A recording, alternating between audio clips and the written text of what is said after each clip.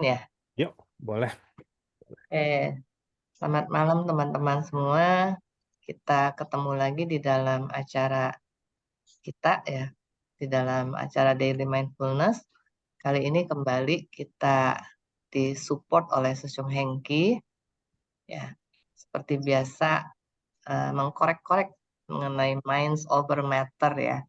Dari segi sini, dari segi situ supaya kita menjadi lebih mendalam dari segala sisi ya. Dan pemahaman ini tentunya eh, pemahaman yang mendalam tentunya nggak bisa begitu aja, tapi juga dengan praktis ya, kira-kira kayak gitu ya. Oke, silakan Susyung Hengki. Oke, terima kasih Bu Heleng. Selamat malam Bapak Ibu sekalian. Kita mulai latihan lagi yuk. Nah, sebelum kita mulai seperti biasa kita latihan nafas dulu ya. Tapi untuk yang latihan nafas sekarang, Bapak Ibu jangan cuma dengerin saya ya, tapi ikut dihitung dalam hati ya. Karena tahu kan ya, hitungannya 5 tarik nafas dengan mengembangkan perut, lalu hembuskan 5 hitungan. Kita hitung sampai sekitar 50 ya. Sekali lagi, kalau bisa jangan cuma mendengarkan, tapi Bapak Ibu ikut berhitung di dalam hati ya. Jadi nanti saya kasih tahu juga kenapa perlu itu. Ya, kita coba mulai ya. Sebentar, biar tidak ada gangguan, saya stop video, tapi suara saya tetap ada di situ. Ya, kita mulai ya. Yuk, kita mulai sama-sama berhitung dan sama-sama tarik nafas. Belajar aja, nggak apa-apa. Kalau ada ribet-ribet dikit, nggak apa-apa. Yuk, kita mulai berhitung. In, 2, 3, 4, 5. Tahan. Out, 7, 8, 9, 10. Tahan. In, 12, 13, 14, 15, tahan, out, 17, 18, 19, 20, tahan, in, 21, 23, 24, 25, tahan, out, 27, 28, 29, 30, tahan, in, 32, 33, 34, 35, tahan, out, 37, 38, 39, 40, tahan, in, 42, 43, 44, 45, tahan, out, 47, 48, 49, 50, tahan, in, 52, 53, 54, 55, tahan, out, 57, 58, 59, 60. Oke, yuk kita relax sebentar. Kita mulai sesi kita malam ini. Oke, saya coba share dulu. Bu Wileng, saya masih belum bisa present. Oh iya, oke, sorry. Nggak apa-apa. Bapak Ibu gimana? Ada yang mau share-share dulu gak nih? Mau tahu latihannya dari narasumber yang lain, dari saya? Ada yang mau di-share gak nih? Belum. Pokoknya kalau ada yang mau share, share ya. Hari ini lebih banyak saya akan lebih banyak kelatihan supaya kita refresh lagi. Karena sebenarnya nanti pertemuan berikutnya oleh saya akan ajak Bapak Ibu untuk mulai menginstal program di dalam Mind kita. Itu sebabnya Bapak Ibu mesti latihan dulu ya, latihan lagi supaya kita dapat manfaatnya. Ya, Oke. nanti kita akan bahas. Bentar dulu sebelum kita mulai. Gini, sekedar sharing dulu aja. dari cerita saya nanti coba dianalisa ya apa yang salah nih dari cerita ini atau solusinya gimana. Jadi gini, kebetulan beberapa minggu atau beberapa bulan yang lalu saya sempat nemenin anak-anak grade 9 kelas 3 SMP tuh ikut camping ke daerah Sentul. Itu pengalaman pertama buat anak-anak sih. Mereka nginap 3 hari 2 malam. Ini benar-benar camping ya. Jadi anak-anak seci yang notabene mungkin mereka secara finansial di rumah segala macam tuh memperoleh semuanya yang tinggal di AC dan segala macam. Sekarang mereka harus bangun tenda, harus tinggal di dalam tenda selama sekali lagi 2 malam 3 hari. Tendanya itu mereka bangun sendiri, mereka benar-benar tinggal di dalam tenda, pakai kasur busa dan segala macam. Ya panas-panasan, kalau malam tidur tuh karena daerah Sentul tuh panas, nggak ada angin, tapi ya udah mereka harus hidup di situ, tapi mereka survive. Nah ada cerita lucu waktu malam hari, namanya anak-anak udah disuruh masuk tenda, tidur enggak, pasti pada ribut dan segala macam. Tapi kita paksa harus masuk tenda karena harus tidur. Nah, biasa ada guru jaga yang lewat keliling dan segala macam. Anak-anak tuh udah kalau kita lewat pasti akan coba diem gitu ya. Tapi nanti waktu kita lewat ribut lagi. Makin malam mereka makin mulai deh tuh karena di tenda dan benar-benar di hutan rasa takut tuh muncul. Nah, ada beberapa anak yang mencoba mengusir rasa takut itu dengan menyetel lagu-lagu kerohanian, entah dari Buddhis, Katolik, dan lain-lain sebagainya, untuk menghilangkan rasa takut. Nah, yang jadi pertanyaan, menurut Bapak Ibu, dengan nyetel lagu itu, kita nggak bilang tentang divine ketuhanan, keilahian, dan lain sebagainya. Tapi dari sisi pikiran manusia, menurut Bapak Ibu, itu membantu nggak? Jadi sekali lagi ya, jadi suasananya anggap aja creepy. Dan kadang-kadang guru tuh keliling tenda, ada ngelihat apa kakinya anak-anak keluar, dipukul, ditepak gitu, anak-anak takut, wah disangkanya ini gerakan apa gitu, jadi disangkanya setan lah dan segala macam. Nah makanya mereka menyetel lagu-lagu kerohanian yang berhubungan dengan agama mereka. Pertanyaan saya adalah, menurut Bapak Ibu, teknik itu meskipun itu dilakukan secara random, efektif nggak? Kalau efektif kenapa? Kalau nggak efektif kenapa? Boleh. Ada yang mau kasih jawaban nggak? Nggak ada yang salah, Hmm, nggak ada yang benar. Ya, silakan Bu Mary. Kalau menurut saya sih efektif, Sasyung ya. Mm-mm, Dengan dengar lagu-lagu gitu, mungkin ada ketenangan di dalam hati gitu loh. mm-mm, mm-mm. Kalau menurut saya sih efektif juga sih. Efektif ya. Iya. Oke. Kadang kalau orang ketakutan terus dengar apa, kalau ada orang lagi apa, lagi nggak pikirannya gimana-gimana Mm-mm, gitu, mm-mm, melayang-melayang gitu, kalau denger lagu kan kadang mereka apalagi kalau lagu rohani gitu ya, mm-mm. mungkin mereka ada kekuatan sendiri gitu, Susyung. Oke, oke. Ada kekuatan, ada seolah-olah ada yang melindungi mereka gitu loh. Mm, Dan mereka mungkin bisa ngomong, aku nggak takut, aku nggak takut, aku mm, nggak takut. mm, Mungkin mm, gitu, mm, Susyung. mm. Oke, thank you Bu Mary. Iya. Terima kasih. Ada yang lain lagi? Menurut Bu Mary, efektif. Ini nggak ada benar, nggak ada salah ya. Silakan. Efektif lah. Efektif. Iya, karena dia pikiran dia yang membuat dia jadi efektif. Betul pikiran dia sendiri. Kalau boleh tanya lebih lanjut, kenapa pikiran dia yang membuat efektif, Bu Saning? Kenapa? Karena dia pikir dia bisa nyalain itu, jadi dia sudah berpikir bahwa kalau dengar lagu ini Hmm, pasti Tuhan melindungi dia hmm, atau apa hmm. Buddha atau apalah gitu. Oke, oke. Jadi dia percaya benar. Hmm, Akibatnya mainnya itu putar dia pindah ke fokus ke situ gitu. Jadi otomatis efektif. oke.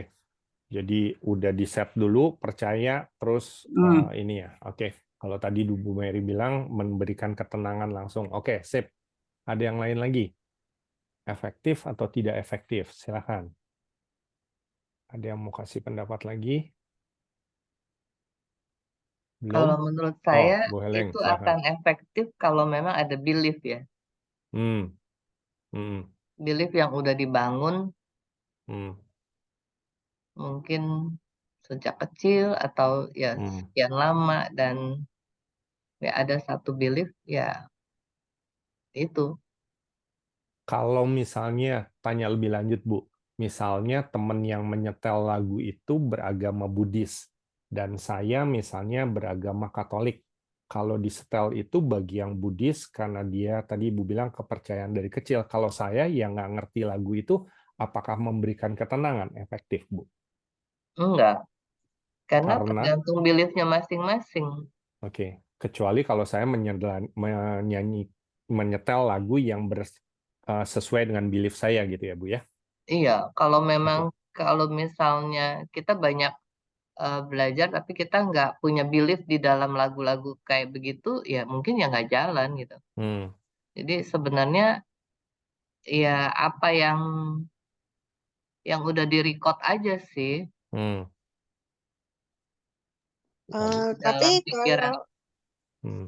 sorry, Silakan. tapi kalau menurut saya efektif juga loh, Seku. Soalnya kan kalau kata-kata dalam lagu rohani kan kata-kata yang bagus. Apa kalau dia mendengarkan, dia maksudnya ngerti nggak ngerti, dia merasa nyaman gitu di dalam hati. Soalnya Hmm, kata-katanya kan pasti kan berarti bagus. teralih ya, Iya, kita teralih Hmm, ya. menurut Hmm. saya hmm, sih gitu. Maksudnya saya pernah dengar sharing seseorang ya, dia hmm. agamanya beda, terus dia ke gereja, tapi dia mendengar kata-kata romonya bercerita, dia langsung hatinya tersentuh loh. Apakah itu dipengaruhi dari awalnya bahwa dia belief dengan si Romo yang berbeda agama dengan pimpinan dia, Bu Mary? Enggak, dia kan mau nganter Hmm, temannya untuk ibadah di gereja. Dia hmm, disuruh temannya tungguin di sini ya, kamu duduk aja, kamu denger-denger aja. Dia hmm, begitu ada romo sharing apa, dia langsung tersentuh gitu loh. hmm. Lebih Jadi ke kalau ceritanya ya, lebih ke iya, cerita si Romonya. iya. Jadi Hmm. menurut saya sih kalau dengan kata-kata yang baik, seseorang tuh pasti biarpun apapun Jadi agamanya pasti tenang ya, Hmm. iya. jadi Hmm. tenang ya. Kalau lebih jauh nih, diskusi lagi. Kalau lagunya dalam bahasa yang dia tidak mengerti, menurut Bapak Ibu, apakah itu memberikan rasa tenang? Cuma diperdengarkan ya, bukan diucapkan. Cuma diperdengarkan. Jadi misalnya saya agama tertentu mendengarkan lagu dalam bahasa misalnya Arab dari agama lain atau bahasa yang Tibetan dari agama lain, itu bisa memberikan rasa tenang nggak? Asal ada asal musiknya, Sesyong. Hmm. Tapi kalau dia Maksudnya udah ketakutan sekali, Bu Mary. mungkin kalau temennya menyetel lagu apapun, otomatis dia dalam hatinya dia tuh otomatis berdoa dengan apa caranya agamanya dia, Sesyong. Dengan agamanya dia ya. Oke. Iya. Oke. Ya pun temennya nyetel lagu apapun, maksudnya bahasa apapun, kalau dia ketakutan secara otomatis dia membaca doa dalam Hmm. hatinya menurut Iya, keyakinannya. iya. Hmm. Soalnya aku pernah loh Sosial kayak Hmm. begitu. Hmm. Hmm. Good. Oke, oke. Ini agak reverse sedikit, tadi nggak kerekam di dalam conversation kita, tapi secara nggak sengaja, kadang-kadang kita lagi mau meniatkan sesuatu, alam mendukung ya, universe mendukung. Bu Saning, kalau lagi ngegosok sambil nyanyi, capek nggak, Bu? Enggak, Kenapa nggak capek, Bu? kan kita fokusnya ke nyanyi. Itu dia. Ya, fokusnya ke nyanyi. Betul. Jadi walaupun tahun saya sambil nyanyi, jadi saya Iya, fokus ke nyanyi. Kayak iya, sewaktu itu kan, walaupun sering dengar, pernah iya, saya tatetin ya dulu waktu pas iya, lagi corona saya tatetin. Tapi kan udah lama nggak ingat iya, lagi ya. iya, Tapi setidaknya ada bayangan gitu. iya, Jadi ya enggak. Saya iya. juga dulu eh, suami saya kan Katolik. Hmm, Saya senang nyanyi lagu-lagu Katolik, apalagi kayak Ajarilah Hmm. kami Hmm. bahasa cintamu. Hmm. Itu Hmm. sampai sekarang saya masih ingat. Tapi kalau ke gereja bisa doa kan ada kertasnya. Hmm. Tapi jantung saya berdetaknya lebih cepat. Hmm. Hmm. Tuh.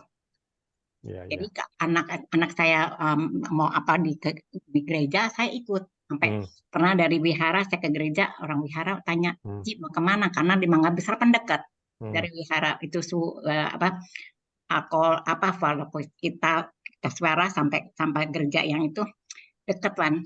Hmm. Saya bilang mau ke gereja nggak salah, enggak, karena anak saya di situ. Hmm. Itu kan hanya ngomong kasarnya, sorry ya, Hmm. menurut saya ya, itu kan gedung. Hmm. Jadi tergantung iman kamu gitu. Hmm. Kenapa mesti terpengaruh? Dan lagi ada anak saya, Pan. Kita Hmm. dukung anak gitu. Hmm. Oke, Kayak itu. thank you. Sebenarnya udah banyak yang dibahas sih. Tadi kita ngomong tentang Bu Sani ngomong ini, tadi Bu Huileng, Bu Mary juga ngomong tentang belief. Ya kan, kita ada niatan dulu untuk belief. Itu yang menyebabkan kita jadi fokus ke situ. Kalau tadi balik lagi ke cerita anak yang tadi, sebenarnya gini, yang tadi Bu Mary bilang juga benar juga. Ada beberapa orang yang karena klik tertentu, dia jadi ikut merasakan, meskipun tadinya dia nggak tahu ritual agama yang dimasukin. Pokoknya baru sekali, tapi udah klik yang tadi Bu Mary cerita. Tapi memang kalau dilihat secara general dari sisi knowledge, sebenarnya waktu kita mendengarkan lagu, kalau kita tidak ngikutin, sebenarnya kognitif kita nggak bekerja. Kembali ya, saya melihat dari sisi mind over matter, melihat dari sisi mind. Waktu kita mendengarkan dalam pengaruh yang tadi ya, takut dan segala macam, yang mempengaruhi kita apa? Yang mempengaruhi kita adalah subconscious mind kita, rasa takut itu. Nah, subconscious mind di sini jadi jauh lebih besar. Waktu diperdengarkan lagu, biasanya kalau kita tidak aktif dari sisi kognitifnya, maka ketakutan itu nggak akan terusir. Umumnya, ya, umumnya. Jadi yang kita lakukan sebenarnya dalam suasana yang kalut, kacau, takut, khawatir, bisa ada satu jalan yang bisa kita lakukan, yaitu apa? Mengembalikan kognitifnya dengan cara apa? Ya tadi itu, bernyanyi, berdoa. Jadi itu sebabnya kadang-kadang kalau kita suka, mungkin kita suka ngerasakan ya, kita naik mobil, kita sambil nyanyi, tahu-tahu udah sampai di tempat. Yang tadi Bu Saning ngegosok, nyanyi nggak berasa capek. Padahal kalau dilihat kan berdiri, gosok, panas, dan segala macam kan capek banget gitu. Tapi kalau kita Sorry, lakukan, tanya dulu. silakan. Tadi kognitifnya itu explanation-nya apa ya? Jadi waktu kita waktu kita timbul rasa khawatir, rasa takut dan lain sebagainya, amigdala kita, emosi kita tuh muncul. Nah, emosi atau apapun itu yang muncul hanya bisa dikalahkan dengan apa? Sebenarnya bisa dengan salah satunya dengan kognitif. Kognitif itu apa? Dengan melakukan fokus terhadap kegiatan lain. Jadi akhirnya kita nggak fokus ke ketakutannya. Caranya dengan apa? Caranya dengan memfokuskan kita pada kegiatan yang kita bisa fokuskan. Salah satunya apa? Ya tadi bernyanyi, berdoa. Tapi kita harus aktif. Itu inti permasalahannya. Kitanya harus aktif. Kitanya nggak boleh pasif. Kalau kitanya pasif, kalau ketakutannya besar, kalau capeknya besar, kalau kekhawatirannya besar, itu akan menguasai kita. Itu sebabnya kita harus break ini dengan apa? Yaitu tadi, dengan berdoa, dengan bernyanyi, tapi kitanya aktif. Itu salah satu cara. Banyak orang yang bilang mengusir rasa takut berdoa, tapi doanya cuma komat kamit di bibir. Akhirnya ada orang yang merasa doanya manjur, ada orang yang merasa doanya nggak manjur. Bisa jadi bagi orang yang doanya nggak manjur, dia hanya komat kamit di mulut, nggak diamini kalau di dalam bahasa rohaninya. Jadi waktu kita nyanyi, berdoa, kita harus di situ. Kembali ya, belief-nya juga tetap harus dipupuk. Belief-nya dari awal kita udah percaya bahwa oke, kita mau mengusir rasa takut. Kita mau percaya, kita mau mengusir rasa capai, kita mau mengusir rasa khawatir dengan percaya. Lalu kita buat aktif dengan apa? Ya dengan berdoa atau bernyanyi itu. Jadi secara kalau melihat dari kejadian yang tadi, kalau kita cuma nyetel, umumnya tidak akan memberikan ketenangan. Umumnya ya, sekali lagi. Cuma kalau kita mau mendapatkan manfaat yang lebih besar lagi, ikut bernyanyi itu lebih bagus. Ikut berdoa itu lebih bagus. Itu.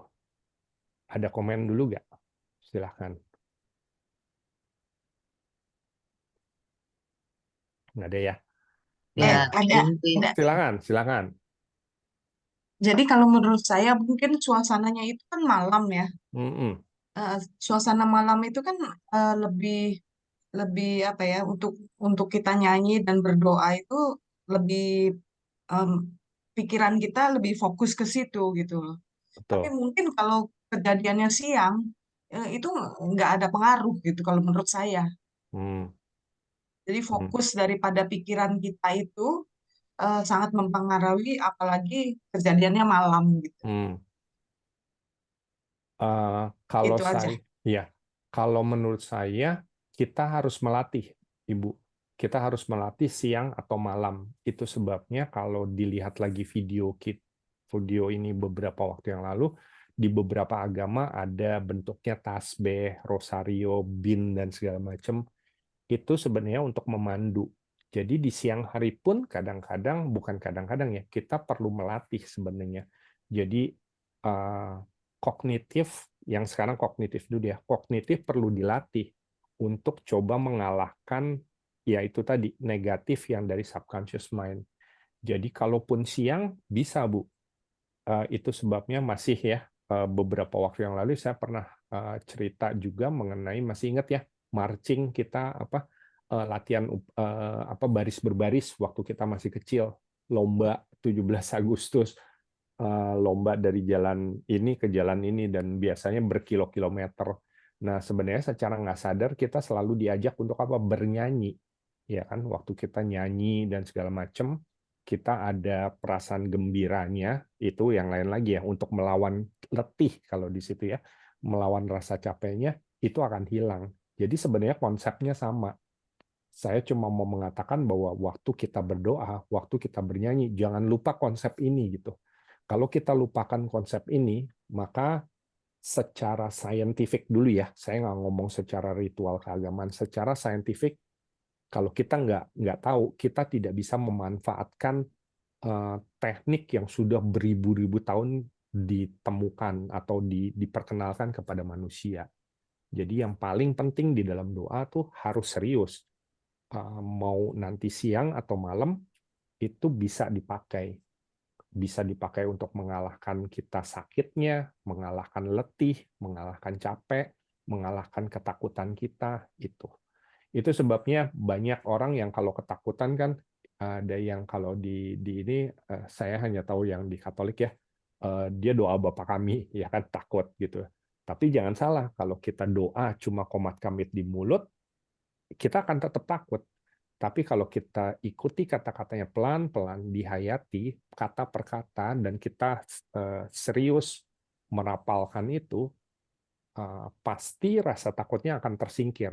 Karena scientifically kita ngomong pikiran kita jadi teralihkan, yang tadinya ditarik oleh rasa takut sekarang dialihkan kepada doa, dialihkan pada nyanyi. Nggak mesti doa ya, nyanyi juga bisa. Jadi kita dengarkan lagu terus kita nyanyi, ya itu.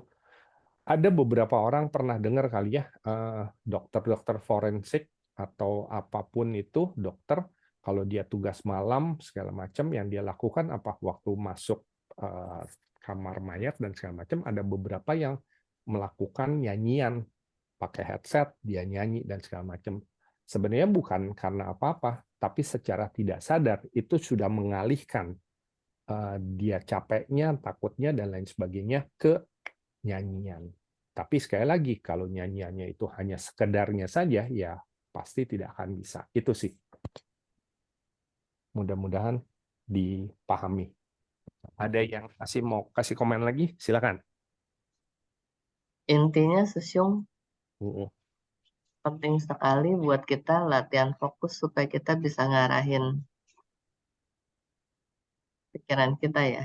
Betul. Kita belum tadi doa, kita belum ngomong keilahiannya ya. Apalagi kalau kita ngomong tentang keilahiannya, kita ini doa cuma ngomong dari sisi saintifik aja. Kembali lagi, teknik yang sudah diperkenalkan kepada manusia beribu-ribu tahun, kalau kita nggak lihat dari sisi itunya, nggak akan dapat manfaat. Fokus paling penting banget. Jadi kalau bin yang kita Saya pegang mau pun, komen. itu penting banget. Ada komen lagi? Surya mau komen. Silakan.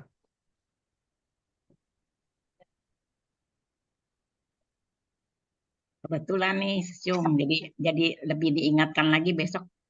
Kan gosekan saya lagi numpuk nih, jadi besok saya mesti benar-benar fokus nyanyi untuk cepat selesai. Step. Udah nggak Coba, apa-apa Bu. sih, Hah? nggak apa-apa. Oh, bentar sih Sung Hengki, ini Bu Ria nggak bisa lewat ini internetnya, jadi dia pakai WA. Oh iya, Mau kasih komen katanya. silakan. Iya, halo. Iya, halo. Apakah Halo. suara saya terdengar? Terdengar, Bu Ria. Halo. Iya, kedengeran. Oke, baik. Yesus Yung, itu kan tadi William Suci bilang bahwa kita harus mengalihkan fokus kita kepada sesuatu yang baik gitu ya, supaya tidak terpengaruh dengan pikiran-pikiran atau si gazah yang menakut-nakuti kita, ketidaknyamanan itu ya Yung. Benar nggak pengertian saya? Benar, Bu. Kita nyanyi atau melakukan hal-hal yang lain, seperti itu ya Yung. Betul sekali, Bu. Betul. Betul ya. Betul. Kalau Yung, perasaan saya itu tidak nyaman, gelisah, kacau balau, saya memang suka memaksakan dengan bernyanyi, ya, bernyanyi sesuatu yang indah. Tapi kenapa jadi sedih ya Yung? Jadi menangis gitu Yung. Tadi apa? Lagi sedih, Salahnya di berdoa, mana? tambah sedih gitu. Iya, dinangis. Lagi galau. Iya. Kalau boleh tahu, doanya doa spontan atau doa hafalan, Bu Ria? Nyanyi Susyung. Oh, nyanyi. Oke. Nah, itu yang penting juga. Jadi, waktu kita menyanyinya pun, kita juga kalau bisa kita memilih. Jadi jangan sampai kita lagi sedih, tapi pilih doa rohani yang justru membawa kita makin sedih. Kita makin akan terpuruk. Jadi kita memang agak susah ya, orang kita lagi sedih ya terus maunya ya lagunya yang sedih gitu ya. Tapi kita punya kemampuan untuk memilih kok. Jadi itu sebabnya kita harus coba mengenali diri kita sendiri dan kita harus mengetahui kekuatan dari diri kita masing-masing. Jadi kalau kita lagi sedih, jangan ditambah dengan nyanyian yang sedih lagi. Kita akan makin terpuruk. Karena tujuan kita kan kita mau mengalihkan nih. Kita harus sadar dulu bahwa posisi kita lagi di mana. Kalau kita lagi keadaannya sedih, ya kita harus jangan nyanyi yang memupuk rasa sedih. Itu sih Bu Ria. Lebih ke Jangan situ. nyanyi patah hati, jangan nyanyi gitu. Kayaknya marilah kemari. Hey. Iya, yang seru. Jangan tambah itu, jangan ditambah sedih lah istilahnya. Itu sih Bu Ria. Ya, baik. Yung. Ya. Agak terputus. Ada lagi Bu Ria? Udah katanya. Oh, udah. Oke, sip. Nah, nggak apa-apa, nanti boleh ditanggapi lagi ya. Kalau menurut saya ini cuma karena saya mengkategorikan sendiri aja sebenarnya. Jadi ada kan doa-doa yang dihafalkan. Ada juga ritual. ada juga doa spontan, ada doa-doa dalam format bahasa lain, dan mungkin ada kategori yang lain. Eh, Sekedar mau bertanya aja dalam diskusi. Kalau tadi kita ngomong tentang doa yang dihafalkan, Bapak Ibu udah tahu nih paling nggak sedikit tujuannya apa. Nah, kalau ritual tujuannya apa ya? Boleh tahu nggak? Ritual tuh maksudnya ya berlutut, berdiri, atau taruh bunga dan segala macam. Kira-kira ada manfaatnya nggak? Kita lihat dari sisi scientific dan brain ya, mind ya. Ada manfaatnya nggak? Ada Atau ya. ada apa, Bu? Kalau boleh tahu. Hmm, Itu apa ya? Membantu kita merepresentasikan ya. Apa ya namanya? Apa ya? Jadi kalau kayak kita misalnya taruh bunga gitu, ya itu ada sesuatu yang kita apa nyatuin kita tuh antara bahwa oke ini adalah persembahan gitu loh. Oke, Jadi oke. bukan sekedar kita taruh bunga. Terus kalau misalnya kita berlutut gitu, itu juga satu ya yang sebenarnya ngebawa kita ke arah fokus ya gitu Oke. dengan berlutut gitu kan. Nah, itu eh, menunjukkan bahwa kita siap untuk istilahnya eh, apa ya? Menyerahkan diri gitu ya. Menghormati, Menghormati, menghormat, surrender gitu ya. gitu. Nah, ini sedikit melenceng, tapi karena kita tahu prakteknya seperti apa. Kalau kita kegiatan-kegiatan yang kita lakukan, misalnya seperti kita ritual atau apa segala macam yang kita lakukan di seci, ada efeknya nggak? Ada manfaatnya nggak secara mind? Misalnya kita ada performance, saya nggak tahu namanya, ya mohon maaf kalau saya salah. Yang kita misalnya apa doa yang suka ada di stage itu yang kita dengan apa menabuh genderang atau kita ada gerakan-gerakan lain yang kita bareng-bareng. Menurut Bapak Ibu ada manfaatnya nggak untuk main kita? Sekedar men-challenge nih. Sebenarnya itu melatih kita untuk apa ya? Ngelepasin kita secara individu gitu kan. Betul, betul, itu betul banget. Ego kita dan Mm-mm, sebagainya. Karena kadang-kadang mm-mm, kan itu kita kan nggak biasa ya. betul. Tapi kita disuruh ikut gitu kan. Mm-mm, Dan itu perlu banget loh keinginan kita untuk ngelepas ego kita dan melebur mm-mm, gitu loh. mm-mm. Dan dengan semua menjadi bersatu itu sebenarnya ada satu kekuatan besar jadinya sebenarnya. Betul. Secara individu, kalau kita diminta ulang lagi, ulang lagi, ulang lagi karena ada yang salah, kira-kira itu bermanfaat buat main kita nggak? Buat kita sendiri loh. Kalau tadi secara komunitas ya, kita jadi belajar melebur dengan komunitas kita saling mendukung satu sama lain. Tapi kalau secara individual, apakah itu membantu main kita? Harusnya iya, Hmm, harusnya iya karena itu apa ya membuat kita menjadi berlatih untuk lebih tekun lagi gitu. tekun dan fokus Iya, sebenarnya. Iya, heeh. betul.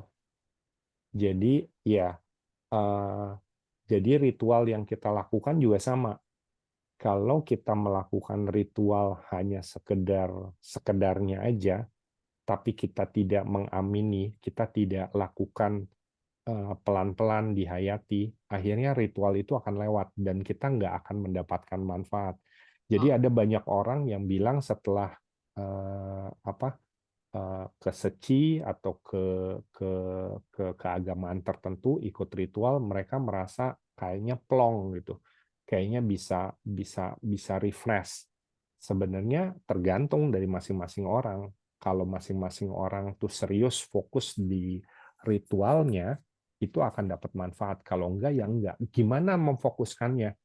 Salah satu cara memfokuskan apa yang kita kerjakan tuh dengan mengucapkan, meskipun itu dalam hati.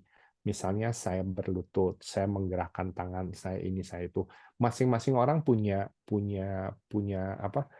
cara sendiri. Tapi salah satu cara yang bisa dilakukan adalah lewat apa? Ya tadi itu diperhatikan gerakannya sambil diucapkan dalam hati.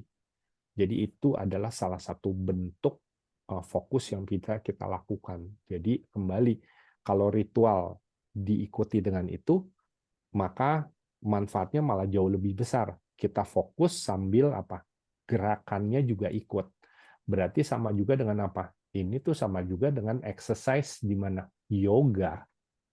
Jadi ritual dan lain sebagainya itu punya kesamaan sebenarnya antara satu dengan yang lainnya. Cuma kalau tidak tahu detailnya, maka kita nggak dapat manfaatnya. Itu. Ada yang mau kasih komen dulu? Terus Yung, Mm-mm. saya punya pengalaman yang kemudian jadi satu kesimpulan saya ya. Hmm. Jadi dulu kalau saya datang buat kebaktian, Hmm. pengennya tuh mepet gitu, Hmm. karena rasanya nggak rela gitu kalau spend time untuk nunggu gitu kan, Hmm. rasanya gitu. Hmm. Sampai satu saat saya lupa dah apa ya penyebabnya yang membuat saya tuh oke, saya coba deh datang lebih awal Lebih gitu. awal. Hmm. Jadi saya datang lebih awal. Biasa kan udah mepet nih, pengennya begitu kita datang duduk langsung mulain gitu, Hmm. ya kan. Tapi begitu datangnya lebih awal, lalu apa ya, menguasai lingkungan, lihat kiri kanan, menyerap, ya. Ternyata berdoanya itu lebih lebih nyatu gitu. Hmm. Jadi kayak misalnya kalau kita juga, misalnya Sesung bilang kalau kita mau yoga ya, Hmm. lalu kita datang pas udah telat gitu. Hmm. Ya, itu kayaknya ada semacam, apa ya, mau nggak mau ada faktor kayak karena udah telat, Hmm. buru-buru, jadi itu kebawa terus tuh Hmm. sepanjang sampai akhir gitu. Yeah. Terus kita datang lebih pagi ya, kita dengan, oh ya, nyapa dulu yang ke kanan, Hmm. kiri, terus siapin matrasnya pelan-pelan gitu. Nah, pada saat mulain ada satu passion yang Hmm. passion yang memang mestinya ada gitu. Betul. Jadi kalau saya pikir mempersiapkan diri itu juga penting ya Hmm. untuk kita bisa lebih, istilahnya lebih kusuk lah gitu. Betul. Betul, Bu. Saya nggak tahu Bu Huileng masih ada lagi ya, Bu? Udah. Bu Huileng kita pernah cerita mengenai kunjungan pilgrim ya ke tempat-tempat yang berbau rohani. Waktu itu Ibu share sama saya juga masih ingat. Ciasyan juga share kalau waktu itu malah dia mau pergi. Sebenarnya kalau kita tarik lebih panjang lagi, ritual kita datang ke tempat ibadah itu sama juga dengan kita pilgrim. Yang tadi Ibu bilang mempersiapkan diri. Jadi itu penting. Jadi mempersiapkan diri untuk satu momen di mana kita pilgrim atau satu momen di mana kita mau berdoa ke tempat ibadah itu penting. Jadi seolah-olah kita mempersiapkan diri kayak rindu gitu loh. Saya mau datang ke sana, ada yang mau saya mau capai, ada yang mau saya sampaikan dan saya mau berhasil. Misalnya di dalam doanya kita punya permohonan apa. Nah, kita punya persiapan nih, kita mau ke sana gitu. Nah, waktu pas di sananya, itu seolah-olah jadi gongnya. Itu sebenarnya juga penting di dalam kita ritual. Jadi kita mempersiapkan dulu, benar Bu, mempersiapkan dulu, kalau bisa malah sebelum kita jalan, kita udah mempersiapkan apa yang menjadi intensi kita. Karena waktu itu dipersiapkan, maka gongnya tuh jadi lebih besar lagi. Itu sebabnya ada beberapa, kembali lagi, waktu itu kita cerita tentang pilgrim, kita ngomong tentang spontaneous remission. Spontaneous remission itu adalah penyembuhan yang nggak bisa dikatakan lewat kedokteran, pokoknya tahu-tahu sembuh. Salah satu penyebabnya adalah itu tadi. Kita punya pengharapan, Bu. Kita mempersiapkan. Jadi ya ini juga penting. Nggak mesti tiap kali begitu, tapi kita harus Berusaha. belajar. Betul. Karena kalau itu nggak dipersiapkan, akhirnya ritualnya jadi nothing. Betul sekali. Thank you, Bu. Itu juga penting banget di dalam doa, di dalam ritual. Jadi mempersiapkan dulu, lalu gong beres. Paling tidak kita akan bisa melihat hasilnya gitu, entah dari sisi perasaan, dari sisi feeling, atau dari sisi result. Thank you, Bu. Thank you. Ada lagi? Nah, sambil nunggu ya. Nah, yang ketiga tuh doa spontan yang berisi permohonan, keluh kesah, dan sebagainya. Ini kalau nanti kita bicara, ini sebenarnya lebih juga masuk ke meditasi. Lebih ke kita memprogramkan apa yang kita mau gitu. Makanya sebenarnya saya agak males masukin keluh kesah. Jadi kesannya kayak kita komplain gitu. Tapi sebenarnya ya nggak apa-apa. Kita seperti merefleksikan diri kita sendiri. Itu di doa spontan. Nah, kalau bisa mengusulkan doa spontan tuh dibalut setelah yang atas-atasnya dulu. Kenapa? Karena supaya kita punya persiapan terhadap diri kita sendiri gitu, nggak terbawa ke dalam keluh kesah, kesusahan, dan segala macam. Nah, kalau dengan udah ada yang doa yang dihafalkan, udah ikut ritual dan segala macam, ya saya pikir kita udah siap untuk melakukan permohonan. Kalau kita di dalam meditasi itu seolah-olah yang di atas-atas itu tuh kayak kita lagi menghitung tadi loh, yang kita mulai meditasi, kita menghitung 1 sampai 50.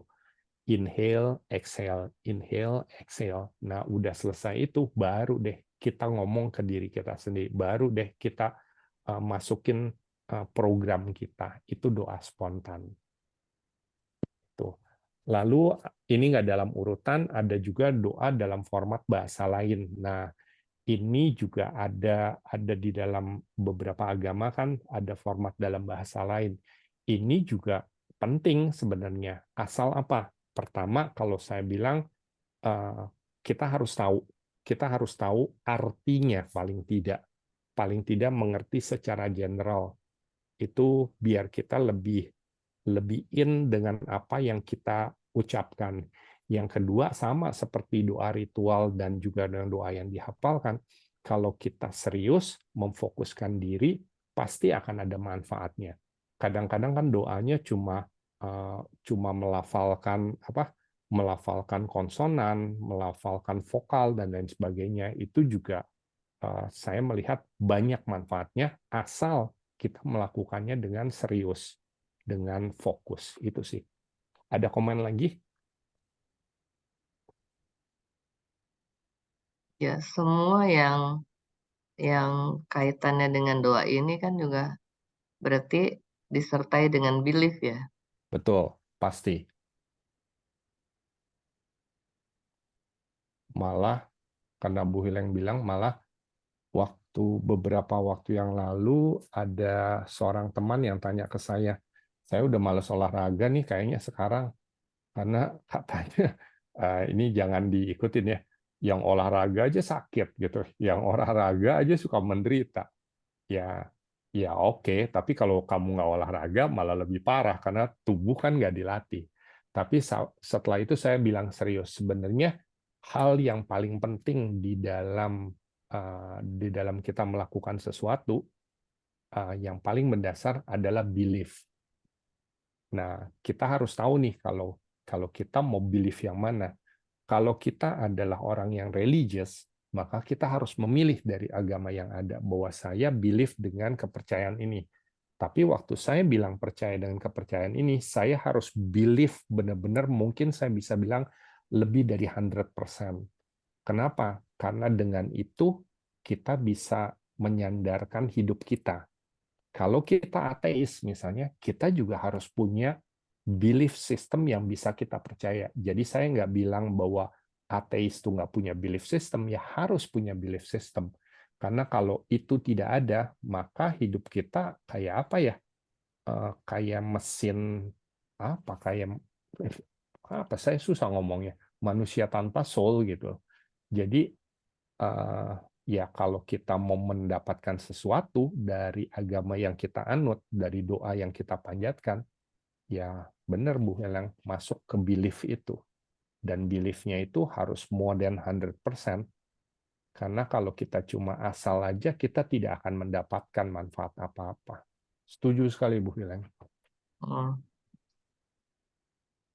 Waduh, kita ngomongin filosofi ya hari ini.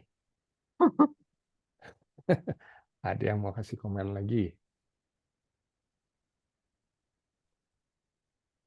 Oke ya. Bapak Ibu,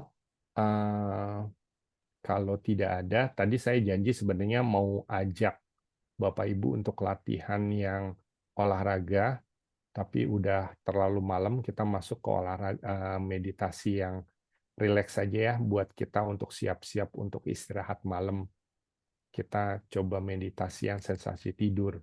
Tapi sebelumnya, apakah ada yang mau kasih komen, ada yang mau kasih sanggahan atau apa, silakan.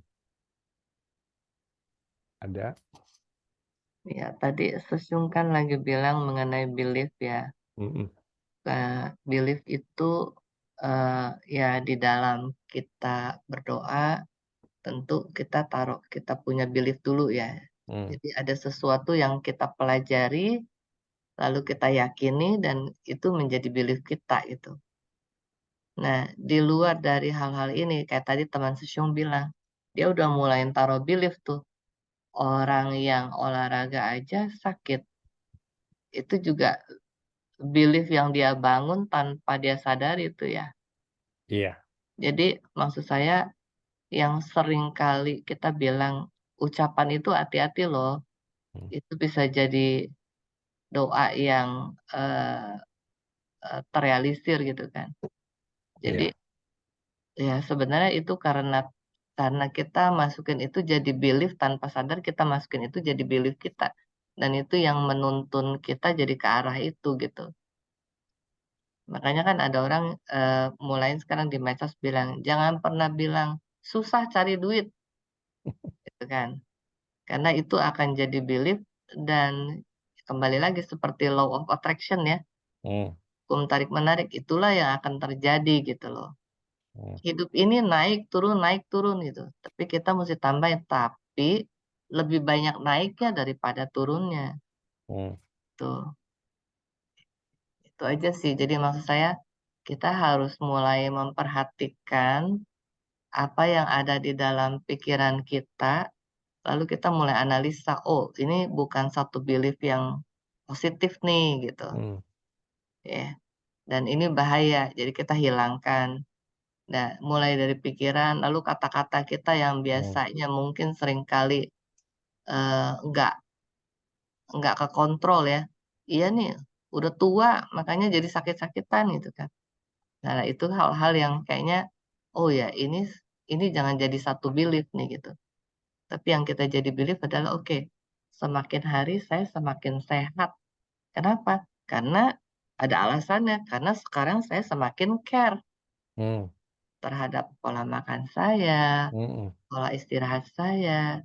Saya jaga pikiran saya positif sehingga perasaan saya juga bagus gitu kan. Itu ada satu understanding yang pengertian-pengertian seperti itu yang akan menguatkan belief kita gitu. Dan Betul. menurut saya itu kan sangat membantu. Itu aja sih Susyong. Setuju. nanti yang tadi saya bilang di awal pertemuan, saya berhutang ke Bapak Ibu nanti kalau tetap latihan ya. Jadi di pertemuan berikut saya akan coba membawakan sedikit tentang bagaimana memprogram main kita. Pasti ada banyak cara. Cuma saya akan menyajikan satu cara untuk memprogram itu. Sebenarnya waktu kita memprogram itu sebenarnya ngomong tentang menanamkan belief. Jadi kan sama aja, program lama-lama akan jadi belief. Jadi bagaimana caranya, pasti teman-teman ada yang tahu lah, nanti kita coba belajar. Tapi memang setuju sekali bahwa belief yang kita punya itu mesti diusahakan. Kalau kita nggak punya, akhirnya nanti kita seperti jalan di tempat gitu loh. Hidup ini nggak ada yang mau kita capai gitu loh. Meskipun itu hanya hal kecil, tapi perlu ada. Itu sih. Thank you, Bu Helen. Direncanakan gitu Susyung ya. Betul. Direncanakan, Direncanakan. terus dicermati, jangan Iya, sampai punya belief iya, yang salah ya. iya. Nggak usah muluk-muluk sih sebenarnya. Kayak misalnya sering kan kita yang sering terjadi, kita selalu buat resolusi awal tahun gitu. Tapi akhir tahun kita ngelihat nggak tercapai lagi gitu. Yang simple-simple aja, yang simple-simple. Entah dalam bentuk baca, entah dalam bentuk olahraga, ya yang simple aja. Makanya itu sebabnya buat programnya kecil, tapi kita harus buat itu accessible buat kita, dan itu terukur, dan harus hati-hati. Jangan sampai kita memprogramkan sesuatu yang salah. Setuju, Bu Heleng? Nanti ya, tunggu bulan depan ya, karena mesti mempersiapkan dulu. Ditunggu Susyung. Sangat Kita ditunggu. sama-sama belajar. Ada lagi, Bapak Ibu? Teman-teman ada yang mau tanya atau sharing lagi?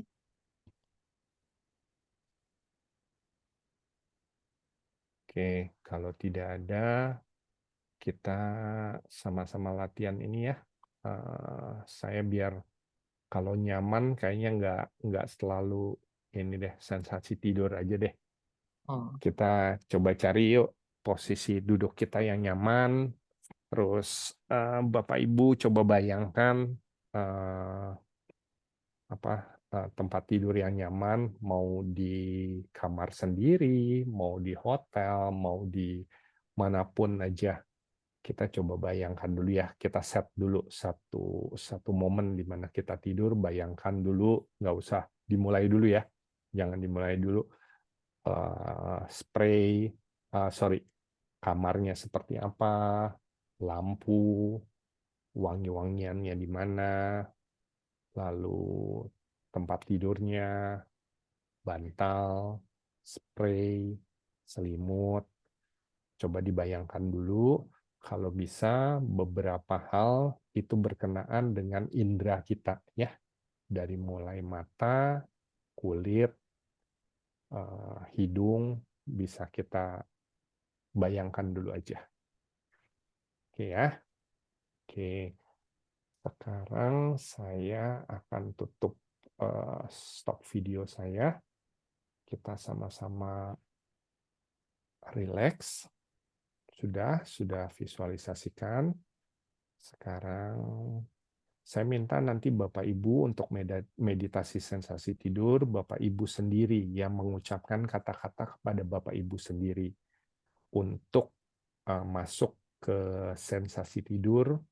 Saya hanya menggait, tapi Bapak Ibu yang mengucapkan ke diri Bapak Ibu sendiri dengan memanggil nama Bapak Ibu. Ya, saya akan menggait beberapa area yang jadi fokus supaya kita bisa fokus. Oke, yuk kita mulai. Bapak Ibu, katakan kepada diri Bapak Ibu untuk rileks, pejamkan mata, rilekskan semua sendi-sendi di dalam tubuh, rilekskan semua otot-otot di seluruh tubuh, lalu bayangkan Bapak Ibu masuk ke dalam satu ruangan, kamar yang nyaman, Bapak Ibu mulai mengeksplor dengan indera penglihatan ruangan tersebut. Panggil nama Bapak Ibu sendiri.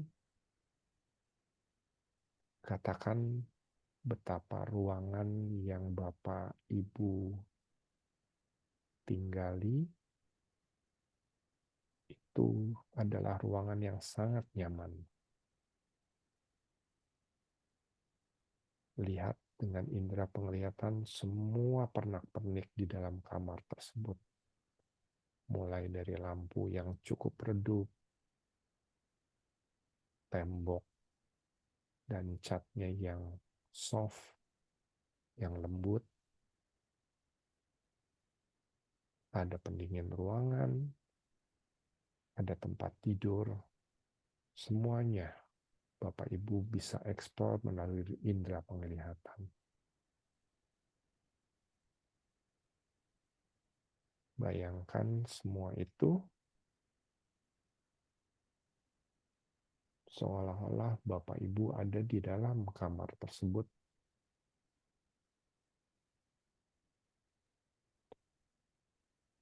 Dan Bapak Ibu melihat semua keindahannya.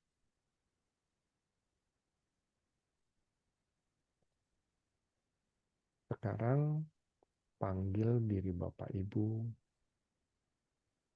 untuk memfokuskan pada indera penciuman. Tarik nafas dalam-dalam, rasakan kesegaran dan kesejukan dari ruangan tersebut.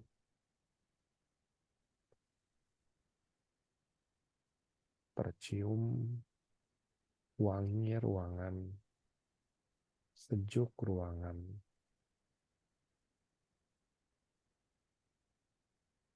Bayangkan Bapak Ibu menghirup kesejukan ruangan tersebut.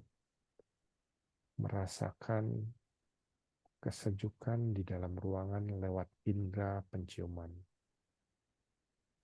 Tarik nafas dalam-dalam, hembuskan, tarik nafas dalam-dalam, hembuskan. Panggil nama Bapak Ibu, rasakan seolah-olah udara yang Bapak Ibu hirup menjalar kesejukannya ke seluruh tubuh.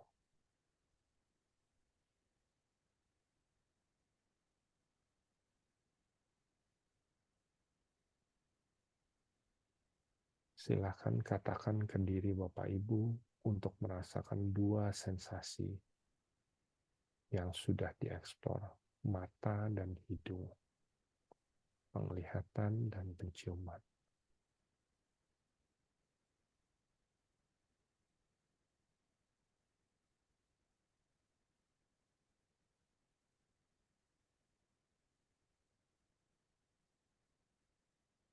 Sekarang panggil nama Bapak Ibu, mulai fokuskan pada kulit di tubuh Bapak Ibu.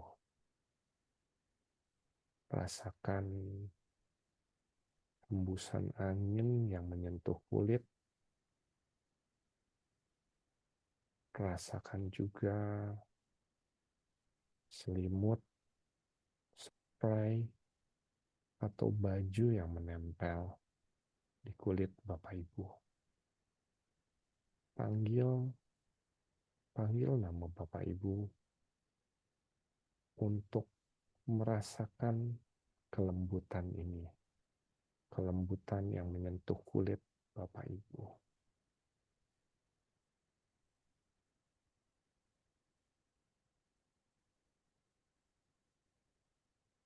Rasakan kelembutannya. Rasakan seolah-olah ini memberikan rasa nyaman ke diri Bapak Ibu.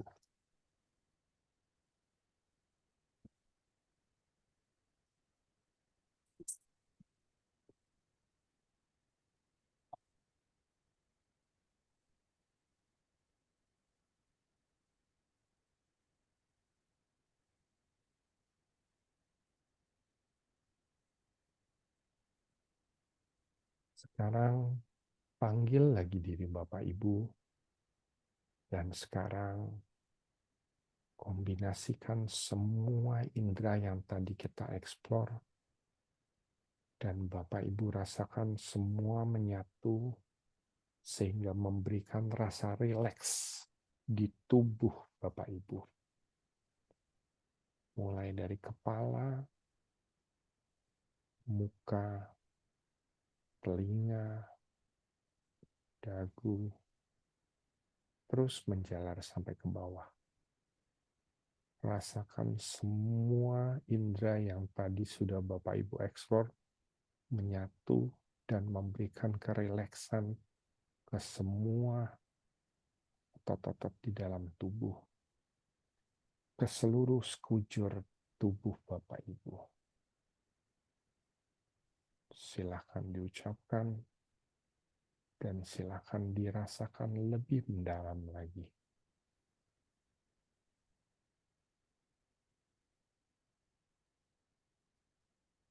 Pada tahap ini, Bapak Ibu mulai merasakan sangat rileks, sangat santai,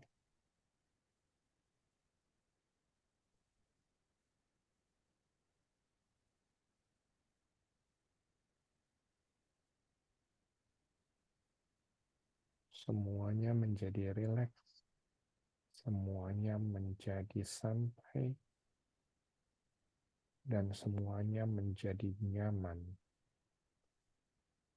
Tambah nyaman, dan semakin bertambah nyaman.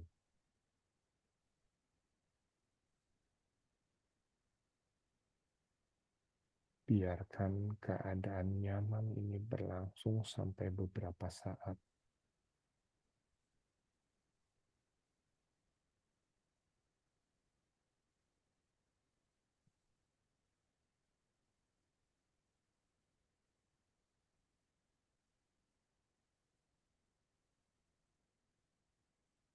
Hal ini membuat Bapak Ibu agak sedikit mengantuk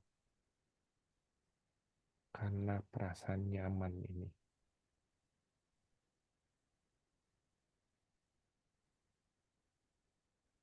Bapak Ibu panggil diri Bapak Ibu. Rasakan rasa nyaman, rasakan rasa rileks yang menjalar ke sekujur tubuh.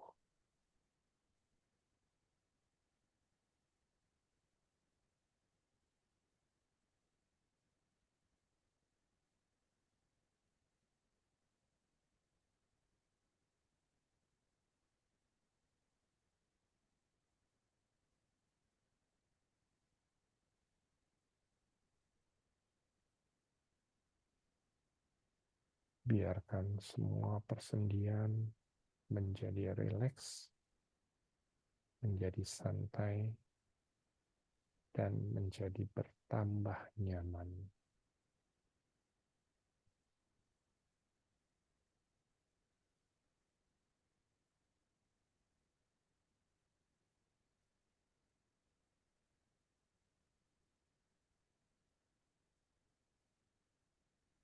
Perlahan-lahan tarik nafas yang dalam, hembuskan nafas, tarik nafas yang dalam. Perlahan-lahan kita meninggalkan kamar yang tadi kita sudah bayangkan di dalam pikiran kita. Perlahan-lahan sambil menarik nafas dan menghembuskan nafas, Bapak Ibu katakan ke diri Bapak Ibu bahwa gambaran kamar yang tadi nyaman sedikit demi sedikit memudar, dan kita kembali ke depan komputer kita masing-masing. Perlahan-lahan Bapak Ibu panggil nama Bapak Ibu, biarkan tarikan nafas dan hembusan nafas membuat bayangan kamar yang nyaman tadi menjadi memudar sedikit demi sedikit, dan Bapak Ibu kembali ke ke depan komputer di mana kita sedang berdiskusi.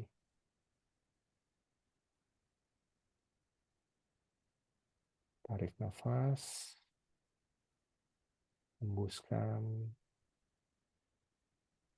mulai membuka kelopak mata sedikit demi sedikit, menggerakkan pergelangan tangan, jari-jari, kaki, perlahan-lahan buka mata sambil terus hirup nafas, hembuskan nafas.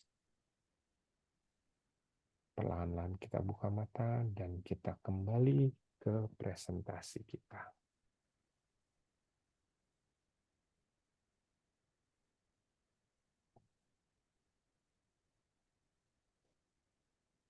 Oke, Bapak Ibu, mudah-mudahan nggak tidur. Nanti bisa dilanjutkan lagi setelah ini. Moga-moga nyambung. Nyambung tidur lagi nggak apa-apa, makanya justru udah jam segini. Makanya kalau tadi olahraga kan kesian, bisa keringetan nggak olahraga, nggak tidur. Oke, saya pikir itu saja sesi saya yang saya bawakan hari ini. Kembalikan lagi ke Ibu Weleng. Terima kasih. Ya, terima kasih Sung Hengki. Teman-teman, hari ini kita secara perlahan tapi mendalam kita diingatkan untuk selalu berlatih mengenai fokus, ya.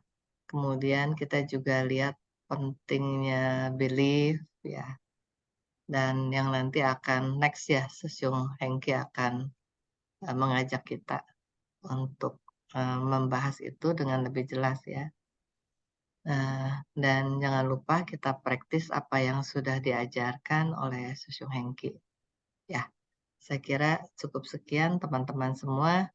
Selamat malam, terima kasih Sung Hengki, Sung Hema, dan teman-teman semua. Terima Salam, kasih, Kak salam Nat. semuanya. Selamat malam. Minggu Ya, depan. malam. Bye-bye. Selamat beristirahat. One on. Oke, leave dulu ya. Bye-bye. Ya, Ceria. Ya, malam.